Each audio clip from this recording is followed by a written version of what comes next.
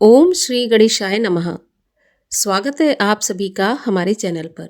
आज के इस वीडियो में हम बात करने वाले हैं पौष मास की संकष्टी चतुर्थी का व्रत किस दिन रखा जाएगा, कब चतुर्थी तिथि आरंभ होगी, कब समाप्त होगी, पूजा का शुभ मुहूर्त क्या होगा, राहु काल का समय, चंद्रोदय का समय, सभी के बारे में आज के इस वीडियो में हम बात करने वाले हैं। तो वीडियो को पूरा अवश्य देखिए और अगर वीडियो पसंद आए, जानकारी आपके लिए उपयोगी हो तो वीडियो को लाइक अवश्य कर दीजिए। आपके लाइक से पता चलता है आपको वीडियो हमारा पसंद आया, और अगर जानकारी उपयोगी लगे तो औरों को भी शेयर कर दीजिए। तो चलिए अब शुरू करते हैं आज का वीडियो। तो देखिए, हमारे सनातन धर्म में प्रत्येक तिथि किसी न किसी देवी देवता को समर्पित होती है। उसी प्रकार चतुर्थी तिथि भगवान श्री गणेश को समर्पित होती है। कृष्ण पक्ष की चतुर्थी संकष्टी के नाम से जानी जाती है और शुक्ल पक्ष की विनायकी चतुर्थी के नाम से जानी जाती है। पौष मास के कृष्ण पक्ष की संकष्टी चतुर्थी को हम अघोरत संकष्टी चतुर्थी के नाम से भी जानते हैं। इस दिन भगवान श्री गणेश का विधि विधान से पूजन किया जाए, व्रत किया जाए तो सभी प्रकार की मनोकामनाएं पूर्ण होती हैं। भगवान श्री गणेश बुद्धि विद्या के देवता माने जाते हैं, प्रथम पूज्य भी हैं और सभी विघ्नों का नाश भी करने वाले हैं।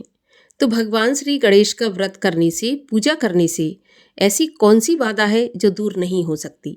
वैसे तो भगवान गणेश का पूजन करने से, व्रत करने से सभी मनोकामनाएं पूर्ण होती हैं, लेकिन विशेषकर संतान की उन्नति के लिए, संतान की दीर्घायु के लिए ये व्रत बहुत ही महत्वपूर्ण माना जाता है। चतुर्थी के दिन चंद्रमा को अर्घ्य देकर ही व्रत का पारण किया जाता है, लेकिन जो शुक्ल पक्ष की चतुर्थी होती है, जिसको विनायकी कहते हैं, उसमें चंद्र दर्शन वर्जित माना जाता है और संकष्टी में चंद्रमा के दर्शन किए बिना व्रत पूर्ण नहीं माना जाता है। तो इसलिए चंद्रमा को अर्घ्य देकर ही संकष्टी का व्रत पूर्ण होता है। व्रती को चाहिए कि प्रातःकाल ब्रह्म मुहूर्त में उठें, स्नान आदि से निवृत्त होने के बाद सूर्य भगवान को जल अर्पित करें और व्रत का संकल्प लें। सारा दिन मन में उपवास रखने के बाद संध्या के समय पूजा की जाती है।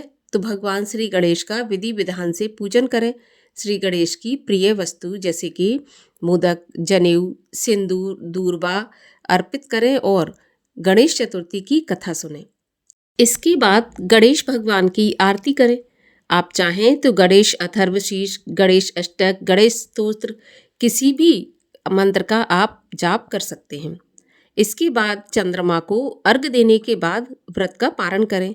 चंद्रमा को अर्घ्य देने के लिए एक लोटा में सादा जल लें, जिसमें थोड़ा सा कच्चा दूध मिलाकर और थोड़ी चीनी डालकर चंद्रमा को अर्घ्य दें। ध्यान रहे, अर्घ्य देते समय जो जल है उसके छींटे आपके पैरों पर नहीं पड़ने चाहिए। तो कोई भी पात्र नीचे रख के उसमें आप अर्घ्य अर्पित करें। इस प्रकार चंद्रमा को अर्घ्य देने के बाद ही व्रत का पारण करें। अब व्रत पारण के लिए प्रसाद खाकर आप व्रत पारण कर सकते हैं या खीर बनाकर भी व्रत का पारण किया जा सकता है। तो आप जैसे हमेशा से व्रत का पारण करते आए हैं उसी प्रकार से व्रत का पारण करें। संतान की उन्नति के लिए इस दिन आप संतान के हाथों से 108 दूर्बा सिंदूर में भिगोकर भगवान श्री गणेश को अर्पित करवाएं। इससे संतान की बुद्धि प्रखर होती है और जीवन में उन्नति के मार्ग भी खुलते हैं। साल 2025 में पौष मास की संकष्टी चतुर्थी का व्रत किस दिन रखा जाएगा, आइए जानते हैं। तो देखिए, चतुर्थी तिथि का प्रारंभ हो जाएगा 7 दिसंबर रविवार की शाम 6:24 से और चतुर्थी तिथि समाप्त होगी 8 दिसंबर सोमवार की शाम 4:03 पर।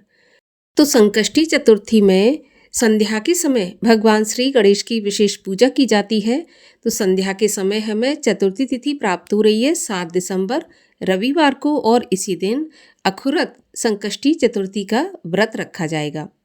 इस दिन पूजा का शुभ मुहूर्त होगा शाम को 5:22 से 5:49 तक। चंद्रोदय का समय होगा रात्रि 7:55 पर और इस दिन राहु काल का समय रहेगा शाम को 4:30 बजे से 6 बजे तक, और राहु काल के समय की गणना अशुभ समय में की जाती है। तो इसीलिए राहु काल के समय पर कोई भी विशेष काम शुभ काम या नया काम प्रारंभ ना करें। तो आशा करती हूँ आपको ये जानकारी पसंद आई होगी। अगर जानकारी पसंद आई हो तो वीडियो को लाइक करके शेयर करिए और इसी प्रकार की जानकारियाँ प्राप्त करने के लिए चैनल को सब्सक्राइब करके बेल आइकन पर क्लिक भी अवश्य कर लीजिए। मिलते हैं अगले वीडियो में, तब तक के लिए जय श्री गणेश।